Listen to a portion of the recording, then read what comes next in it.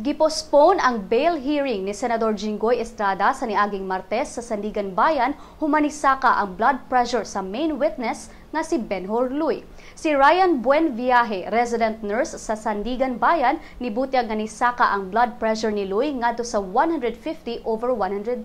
ug kinahanglang tambalan usa si Luy sa ospital tungod sa iyang hypertension. Sa wa pa gisuspend ang hearing, miasoy si Luy nga sila former Social Welfare Undersecretary Ruby Tuazon ug artista nga si Matt Ranillo ang giingong middleman alang ni Estrada ug sa mastermind sa pork barrel scam nga si Janet Lim Napoles. Sa kasamtangan, si Senador Estrada nga gidetain karon sa PNP Custodial Center nagatubang og plunder og multiple graft cases tungod sa gingong pagbulsa niini og 183 million pesos isip kickback human niya gihatag ang iyang Priority Development Assistance Fund allocation ngadto sa mga peking non-government organization ni Napoles.